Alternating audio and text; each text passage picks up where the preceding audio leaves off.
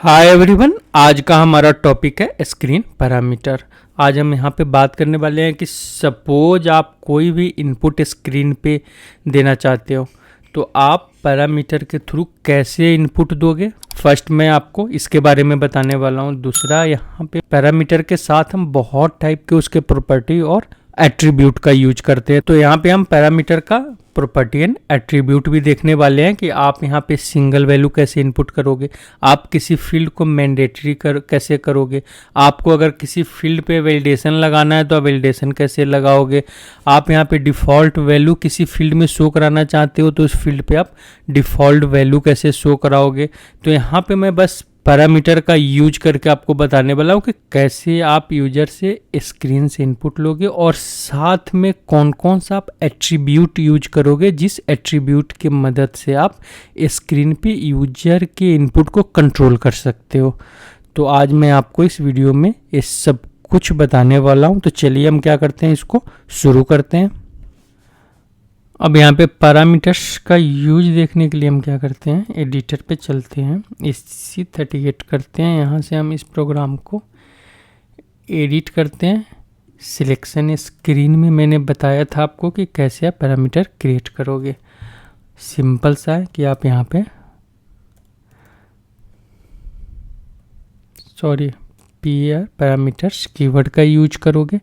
इसके बाद आप क्या करोगे, यहाँ पे अपने कंट्रोल का नाम दोगे। सपोज अगर आपको यहाँ पे यूजर का इनपुट लेना है तो क्या बनाओगे आप, पी यूजर टाइप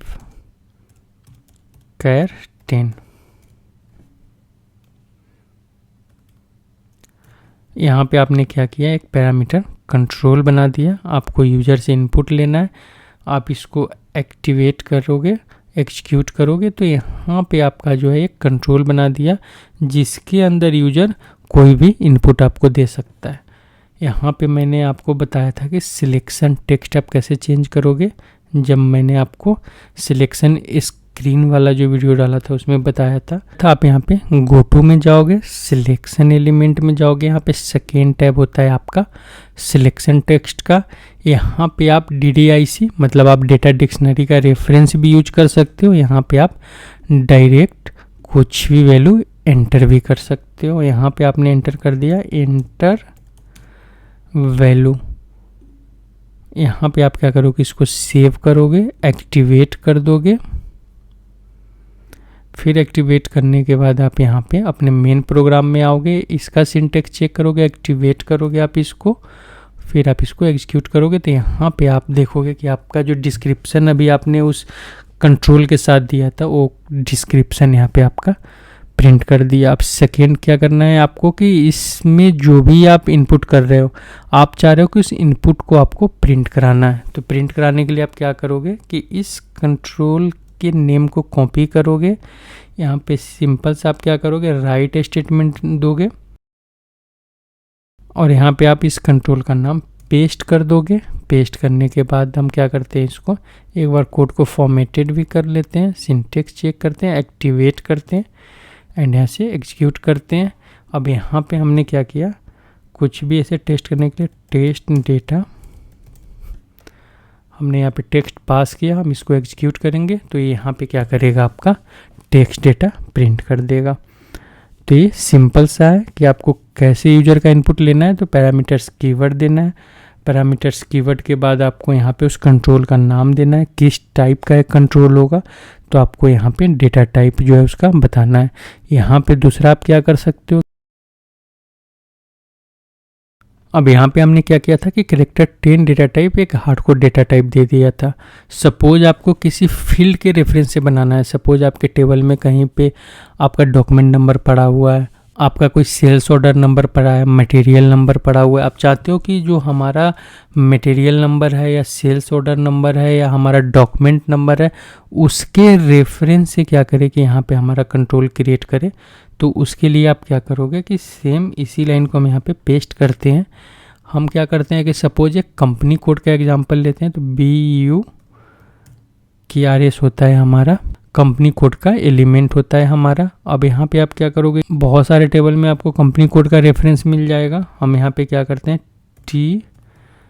001 जो कंपनी कोड का जो मेन टेबल है, हमने मेन टेबल ले लिया। यहाँ पे आप क्या करोगे, BUKRS, उस मेन टेबल के साथ कंपनी कोड का आप यहाँ पे एलिमेंट दोगे।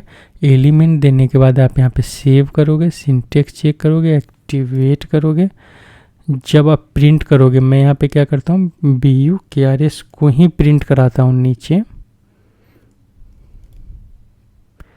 सेव करके हम इसको फिर से एक्टिवेट कर लेते हैं। तो यहाँ पे आप देखोगे कि कंपनी कोड का रेफरेंस, कंपनी कोड 4 डिजिट का होता है, तो इसने क्या किया, यहाँ पे 4 डिजिट का एक कंट्रोल बना दिया। अब यहाँ पे आप देख रहे हो कि आपको एक लुकअप भी दे रहा है, कि लुकअप का मतलब है कि आपने यहाँ पे क्या किया, एक टेबल के फील्ड के रेफरेंस से आपने इस कंट्रोल को बनाया है। तो यहाँ पे जब आप लुकअप में जाओगे तो लुकअप के अंदर आपको उस टेबल के अंदर जो भी वैल्यू होगा वो सारा वैल्यू आपको यहाँ पे दिखेगा। सपोज हम यहाँ पे क्या करते हैं, कोई भी एक वैल्यू लेते हैं, यहाँ से हम इसको एग्जीक्यूट करते हैं, तो यहाँ पे उस वैल्यू को ये प्रिंट कर रहा है। प्रिंट क्यों कर रहा है, कि हमने यहाँ पे राइट स्टेटमेंट दिया था।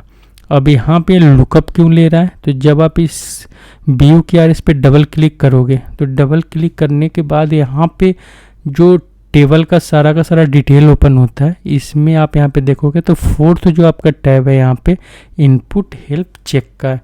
जब आप इस पर क्लिक करोगे तो BUKRS में जब आप जाओगे तो देखोगे यहाँ पे आपका एक सर्च हेल्प लगा हुआ है, C_T001।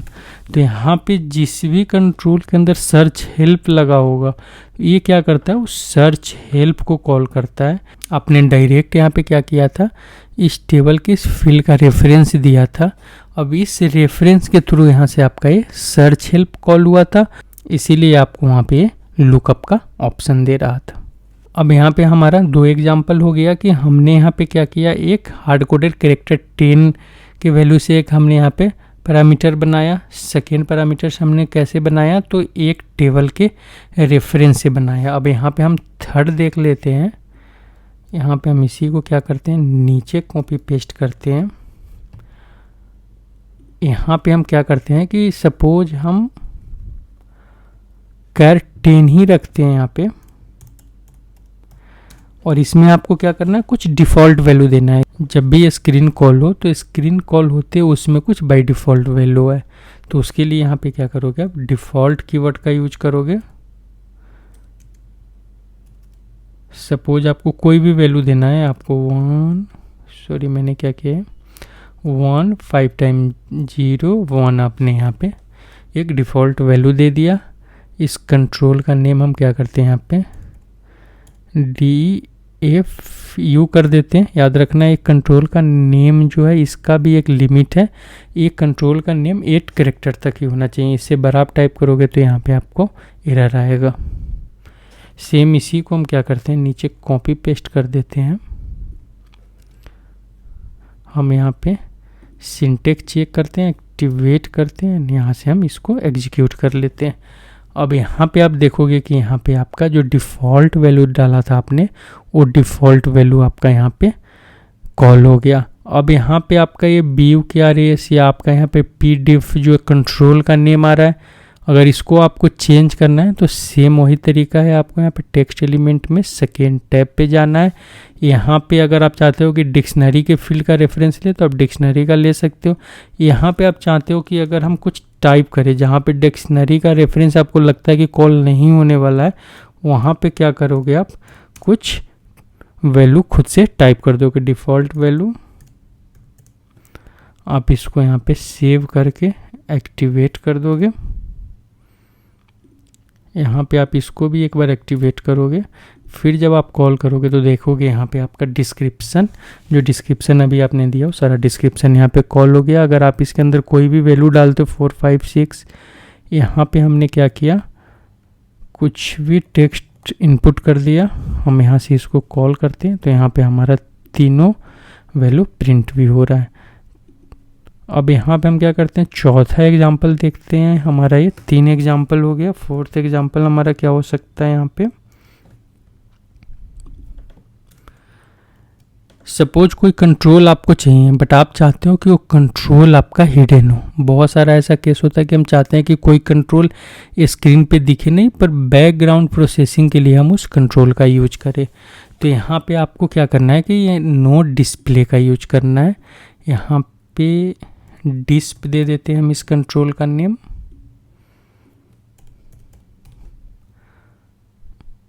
अगर आप यहाँ पे चाहते हो कि इसके अंदर कुछ डिफ़ॉल्ट वैल्यू हो, यहाँ पे हमने क्या किया, एक डिफ़ॉल्ट वैल्यू 5 टाइम्स 0 3 दे दिया, बट हम इसको डिस्प्ले नहीं करना चाहते हैं, तो हम यहाँ पे क्या करेंगे, नो डिस्प्ले दे देंगे। यहाँ पे एक्टिवेट करके जब एग्जीक्यूट करोगे तो आपका यहाँ पे 3 ही कंट्रोल आ रहा है, वो कंट्रोल आपको यहाँ पे नहीं दिख रहा है, पर जब आप इसको एग्जीक्यूट करोगे तो वैल्यू आपको दिख रहा है यहाँ पे कि प्रिंट कर रहा है आपका, क्योंकि यहाँ पे हमने 2 फील्ड को ब्लैंक रखा है, एक ही में वैल्यू रखा है, प्लस एक वैल्यू जो है हमारा वो जो हमने जिसको हिडन फील्ड रखा है उस हिडन फील्ड से कॉल हो रहा है। अगर आपको इस वैल्यू को नहीं दिखाना है तो सिंपल सा क्या करना है, आपको यहाँ पे राइट स्टेटमेंट में इस वैल्यू को शो नहीं कराना है। ये वैल्यू अगर आप चाहते हो कि अपने प्रोग्राम के अंदर इंटरनली किसी काम के लिए आप कॉल करना चाहते हो तो इस टाइप से आप क्या कर सकते हो, इसको हिडन फील्ड रखकर इसका आप यूज कर सकते हो। अब यहाँ पे हम क्या करते हैं, नेक्स्ट एग्जांपल देख लेते हैं। यहाँ पे अगर सपोज आपको आप एक कंट्रोल यहाँ पे प्लेस कर रहे हो और आप चाहते हो कि एक कंट्रोल आपका मैंडेटरी हो। मैंडेटरी का मतलब है कि यूजर जब तक इसमें कुछ वैल्यू एंटर नहीं करे, यूजर इस स्क्रीन को आगे एग्जीक्यूट नहीं कर पाए। तो इसके लिए MANDT मैंडेट फील्ड बनाने के लिए आप यहाँ पे क्या करोगे, ऑब्लिगेटरी कीवर्ड का यूज करोगे। यहाँ पे आपको और कुछ भी नहीं करना, बस आपको यहाँ पे पैरामीटर, उस कंट्रोल का नेम, टाइप आप किस टाइप का रखना चाहते हो, प्लस ऑब्लिगेटरी यहाँ पे आप कीवर्ड यूज करोगे।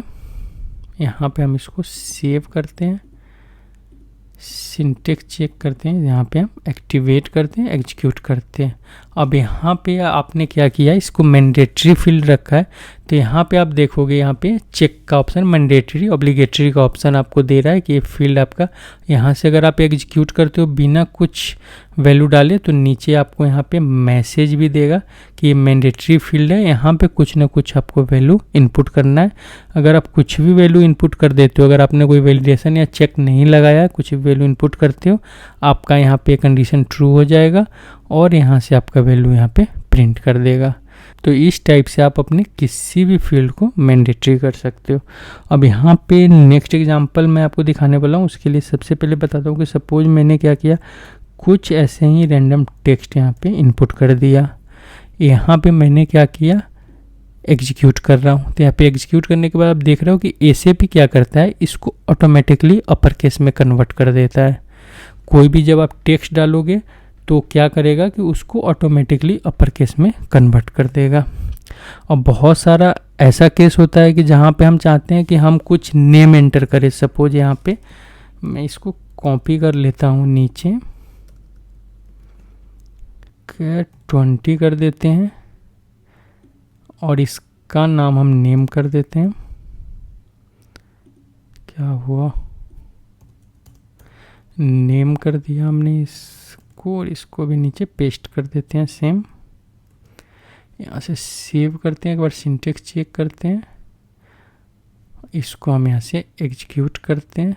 क्या है, अच्छा हमने अभी एक्टिवेट नहीं किया, एक्टिवेट करते हैं, यहाँ से हम इसको एग्जीक्यूट करते हैं। इसमें नेम में हम क्या करते हैं, कोई भी नाम डालते हैं,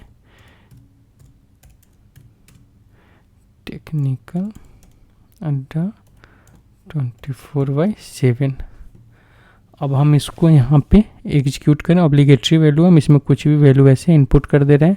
यहाँ से जब हम एग्जीक्यूट करते हैं तो यहाँ पे क्या किया इसने, इसको ऑटोमेटिक यहाँ पे कैप्स में कर दिया, मतलब अपर केस में कर दिया।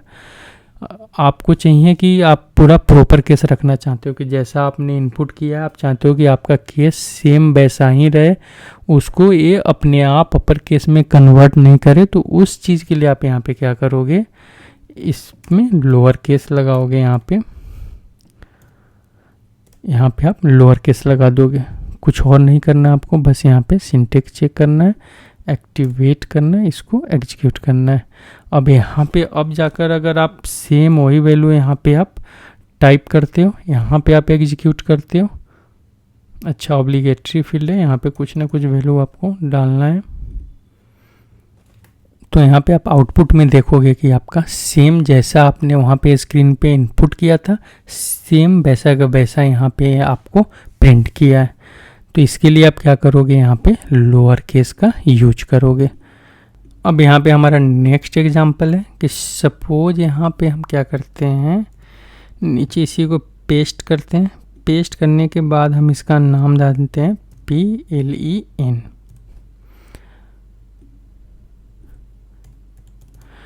अब यहाँ पे सपोज हमारा ये जो कंट्रोल है PLEN, ये हमारा 20 कैरेक्टर का है। इसको हम क्या करते हैं, यहाँ पे सेव करते हैं, सिंटेक्स चेक करते हैं, एक्टिवेट करते हैं इसको हम, फिर हम इसको एग्जीक्यूट करते हैं। यहाँ पे हमारा 20 कैरेक्टर लेंथ का ये कंट्रोल बना रहा है। आप चाहते हो कि इसका लेंथ जो हो 20 कैरेक्टर का ही हो, क्योंकि बहुत सारा ऐसा फील्ड होता है कि जो फील्ड हमारा 200 कैरेक्टर या 100 कैरेक्टर का फील्ड होता है, बट हम क्या करते हैं कि आगे डिस्प्ले करने के लिए उसका साइज जो है हम छोटा कर देते हैं। तो इसके लिए हम क्या करते हैं, यहाँ पे विजुअल लेंथ का यूज करते हैं। आप चाहते हो कि यहाँ पे जो विजुअल लेंथ हो 10 स्पेस देना है, 10 कैरेक्टर का ही हो, तो आप यहाँ पे क्या करोगे, उस कंट्रोल, यहाँ पे कंट्रोल का साइज क्या है 20 कैरेक्टर है, बट आपने क्या किया, विजुअल लेंथ यहाँ पे आपने 10 कैरेक्टर दे दिया। अब आप इसको सेव करोगे, एक्टिवेट करके जब एग्जीक्यूट करोगे तो यहाँ पे देखोगे कि ये 10 कैरेक्टर का ही आपका यहाँ पे कंट्रोल का साइज दिखा रहा है। बट यहाँ पे आप क्या कर सकते हो, 20 कैरेक्टर तक आप इसमें इनपुट कर सकते हो। ये यहाँ पे आपके कंट्रोल के अंदर जब डेटा आप जाओगे तो कंट्रोल के अंदर में आपका डेटा होगा, मतलब 20 कैरेक्टर तक वैल्यू आप डाल सकते हो। बट यहाँ पे स्क्रीन पे जो सामने में दिखेगा वो आपका कंट्रोल का साइज 10 कैरेक्टर का ही दिखेगा आपको। इसी के साथ हमारा नेक्स्ट एक ऑब्जेक्ट होता है जो हम सर्च हेल्प के लिए बहुत ज़्यादा यूज करते हैं, वो हमारा होता है मैच ऑब्जेक्ट।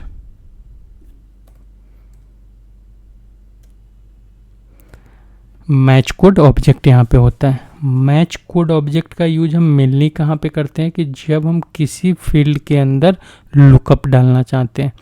अभी यहाँ पे आपको मैंने दिखाया था कंपनी कोड के अंदर एक लुकअप ऑटोमेटिक आ रहा था।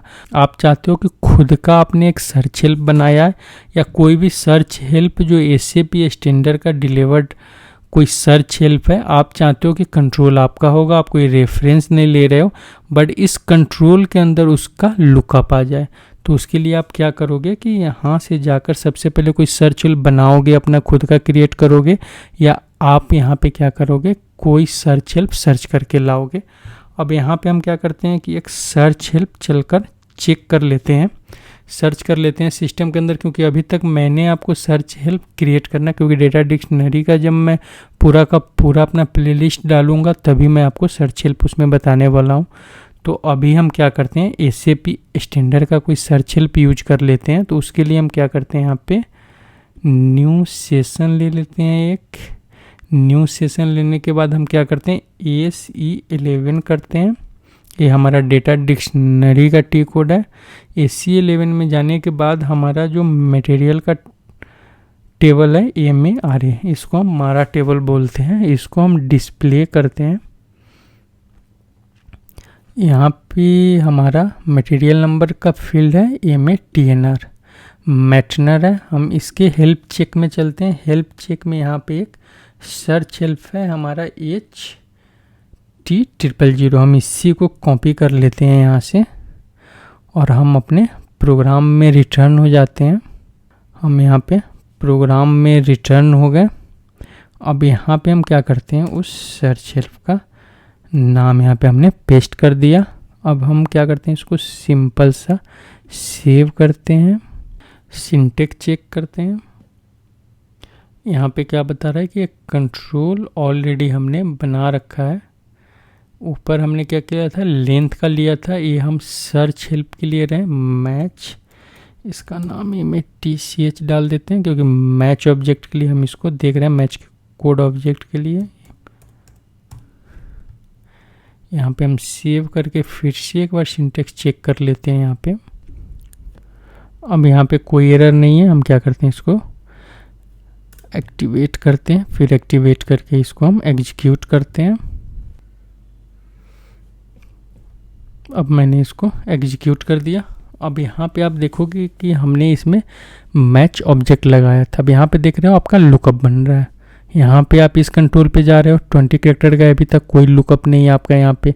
यहाँ भी आपका कोई लुकअप नहीं है, पर जब आप इस कंट्रोल पे क्लिक कर रहे हो तो यहाँ पे आपका लुकअप दिखा रहा है। जब इस लुकअप पे आप क्लिक करोगे तो यहाँ पे आपने जो सर्च हेल्प लिया है, यहाँ पे जो मटेरियल नंबर उस सर्च हेल्प से पास हो रहा है, वो सारा का सारा मटेरियल नंबर आपको यहाँ पे शो कर रहा है।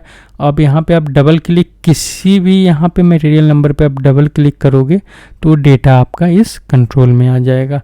तो यहाँ पे मैच कोड ऑब्जेक्ट का हम यूज करते हैं कि अगर आपको कोई सर्च हेल्प या वैल्यू रेंज, आपको कोई रेंज आपने बना रखा है, आप चाहते हो कि यहाँ पे वो रेंज टेबल दे दो कि जब भी आप वहाँ पे सर्च हेल्प मतलब लुकअप में जाओ, लुकअप से वो रेंज टेबल जो है रेंज टेबल शो करे। तो उसके लिए आप यहाँ पे क्या करते हो, मैच कोड ऑब्जेक्ट का यूज करते हो। नेक्स्ट यहाँ पे हमारा जो है एक मेमोरी आईडी का भी हम यूज करते हैं। इसको हम यहाँ पे कॉपी करके नीचे पेस्ट करते हैं। मैच की जगह हम इसको MEMOR करते हैं, MEMOR। यहाँ पे हम क्या करते हैं, मेमोरी आईडी का यूज करते हैं। यहाँ पे हम क्या करते हैं, AM01 मेमोरी आईडी क्रिएट कर लेते हैं। यहाँ पे सेव करके एक बार हम इसका सिंटेक्स चेक कर लेते हैं, फिर इसको एक्टिवेट करते हैं और यहाँ से हम इसको एग्जीक्यूट करते हैं। मैं अभी आपको यूज दिखा रहा हूँ कि मेमोरी आईडी जो हम क्रिएट करते हैं, मेमोरी आईडी का यूज एग्जैक्टली क्या होता है। यहाँ पे सबसे पहले हम इसको एग्जीक्यूट करते हैं। यहाँ पे हमने मेमोरी आईडी क्रिएट किया था, हमारा ऑब्लिगेटरी फील्ड है, इसमें ऐसे कुछ वैल्यू हमने पुट कर दिया। मेमोरी आईडी वाले फील्ड में हम यहाँ पे क्या करते हैं, MEMORY मेमोरी टाइप किया हमने। यहाँ पे हमने क्या किया, इसको एग्जीक्यूट किया। फिर यहाँ से हम क्या करते हैं, बैक कर लेते हैं। फिर हम यहाँ से बैक कर लेते हैं। यहाँ पे हम क्या किया हमने कि मेमोरी में कुछ वैल्यू स्टोर कर दिया, फिर हम वहाँ से बाहर हो गए। अब यहाँ पे हम क्या करते हैं कि इसको फिर से जब हम एग्जीक्यूट करेंगे तो वो मेमोरी अपने आप यहाँ पे, क्योंकि हमने एक आईडी क्रिएट कर दिया था, वो आईडी हमारा जो है उस मेमोरी को अपने आप वहाँ पे कॉल कर लाएगा। मतलब सिंपल सा कहानी है कि जिस नेम से आप मेमोरी क्रिएट करते हो, वो क्या करता है कि आपके एप्लीकेशन के बफर में जो ऐप डेटा आपका सेव होता है, तो जब भी आप एग्जीक्यूट करोगे, जब तक आप ऐप डेटा क्लीन नहीं करोगे, अगर आप अपने फोल्डर का ऐप डेटा क्लीन कर दोगे तब ये डेटा आप ऑटोमेटिक वहाँ से डिलीट हो जाएगा, नहीं तो ये मेमोरी आईडी आपके प्रोग्राम में कॉल होता रहेगा। तो यहाँ पे हमारा यूज होता है एक मेमोरी आईडी का, कि जिसको हम बफर में क्या करते हैं, यहाँ पे स्टोर करके रखते हैं। यहाँ पे हमारा दूसरा एक और कंट्रोल होता है, मॉडिफाई आईडी बोलते हैं उसको हम। यहाँ पे हम इसी को कॉपी कर लेते हैं, हम इस मेमोरी आईडी वाले को कॉपी करते हैं। यहाँ पे हम इसको पेस्ट करते हैं, यहाँ इंटर करके एक बार और पेस्ट करते हैं। यहाँ पे हमने क्या किया, मॉडिफाई आईडी का एग्जांपल लेना है, MOD1। फिर हम क्या करते हैं, इस कंट्रोल का भी नाम MOD1 डाल देते हैं। यहाँ पे हम MOD1, सॉरी नीचे वाले का नाम हम MOD2 रखेंगे, क्योंकि कंट्रोल का नाम हम सेम नहीं रख सकते। यहाँ पे जो हम मॉडिफाई आईडी बनाएंगे, वो मॉडिफाई आईडी जो होगा हमारा, मॉडिफाई आईडी यहाँ पे हमारा सेम होगा। यहाँ पे हम क्या करते हैं, M02 मॉडिफाई आईडी ले लेते हैं, और इसका भी जो मॉडिफाई आईडी लेते हैं वो हम यहाँ पे M02 ले लेते हैं। इसको हम सेव करते हैं, सिंटेक्स चेक करते हैं, एक्टिवेट करते हैं। यहाँ पे हम इसको एग्जीक्यूट करते हैं। यहाँ पे हमारा जो नीचे का दोनों कंट्रोल है, इसके साथ यहाँ पे जो मॉडिफाई आईडी जो हमारा होता है, मॉडिफाई आईडी हम क्या करते हैं कि सपोज 5-6 ग्रुप का एक ही, सपोज 5-6 कंट्रोल है हमारे पास, तो 5-6 कंट्रोल का हम क्या करते हैं, एक ही मॉडिफाई आईडी देते हैं। कि हम चाहते हैं कि सपोज अगर कोई भी ऐसा एक इवेंट है, जो इवेंट आए, तो ये 5-6 कंट्रोल जो है एक साथ ही हमारा हाइड हो जाए। फिर जब ये इवेंट ट्रू हो तो ये 5-6 कंट्रोल हमारा ऑटोमेटिक वहाँ पे शो हो जाए। तो उसके लिए हम क्या करते हैं, उसको सारे कंट्रोल के एक मॉडिफाई आईडी देते हैं। हम बस इफ़ में चेक करते हैं कि अगर हमारे स्क्रीन पे लूप चलाकर तो अगर ये वाला कंडीशन है तो इस कंडीशन के लिए सारे मॉडिफाई आईडी को आप हाइड कर दो या सारे मॉडिफाई आईडी को आप शो कर दो। तो वहाँ पे हम क्या करते हैं, मॉडिफाई आईडी का यूज करते हैं। अभी मैं जब आपको स्क्रीन पे कैसे कंट्रोल को हम शो करेंगे, हाइड करेंगे, वो वाला वीडियो डालूंगा, तो उसमें मैं प्रॉपर आपको मॉडिफाई आईडी का यूज करना बताऊंगा। तो इतना था हमारा यहाँ पे कि पैरामीटर्स का यूज आप कैसे करोगे। अब यहाँ पे सिंपल सा है कि अगर आप इस पूरे कंट्रोल को अगर स्क्रीन ब्लॉक में रखना चाह रहे थे तो यहाँ भी आप सिंपल सा वही जो मैंने आपको स्क्रीन का बताया था, स्क्रीन ब्लॉक कैसे बनाओगे। तो यहाँ पे आप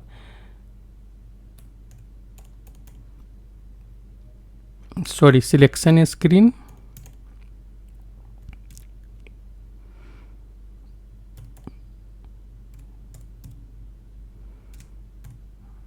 बेगिनो block B1 with frame title, यहाँ पे हम क्या करते हैं T01 ले लेते हैं। नीचे हम क्या करते हैं, सबसे लास्ट में जाकर इसको बंद कर देते हैं। Selection screen end of block,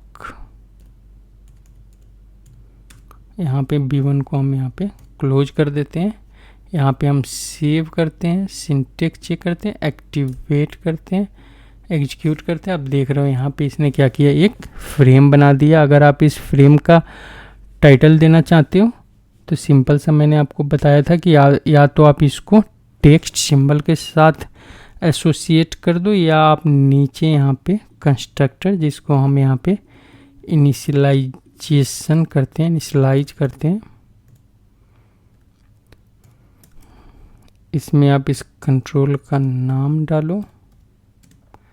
यहाँ पे आप अपना डिस्क्रिप्शन टेक्स्ट जो भी बोलते हो वो आप यहाँ पे इनपुट कर दो। यहाँ पे हम क्या करते हैं,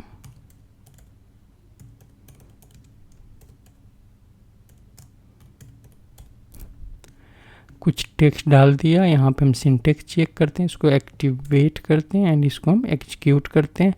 यहाँ पे आप देखोगे इसमें फ्रेम का टाइटल भी प्रिंट कर रहा है, प्लस यहाँ पे हमारा पूरा का पूरा एक फ्रेम में आ गया। मतलब एक ग्रुप भी बोल सकते हो आप, इसको एक फ्रेम भी बोल सकते हो। तो इस टाइप से आप यहाँ पे पैरामीटर जो आपका कंट्रोल है इसका यूज कर सकते हो। यहाँ पे सबके साथ हमने प्रिंट रखा था, तो यहाँ पे सब में कुछ ना कुछ वैल्यू आप पुट कर सकते हो। ये तो मैंडेटरी है इसमें, तो अगर आपको एग्जीक्यूट करना है तो वैल्यू डालना ही डालना है। यहाँ पे आपको कुछ वैल्यू डाल देते हैं। यहाँ पे हम कंपनी कोड में कोई भी सिलेक्शन लेते हैं। यहाँ पे हमने एक यहाँ पे मैच ऑब्जेक्ट लगाया था, यहाँ पे हम वैल्यू स्क्रीन से ले लेते हैं। यहाँ पे हम कुछ भी डालते हैं, इसको हम एग्जीक्यूट करते हैं, सारा का सारा वैल्यू हमारा यहाँ पे इस टाइप से प्रिंट कर रहा है। तो ये था कि आप पैरामीटर्स कंट्रोल का यूज कैसे करोगे।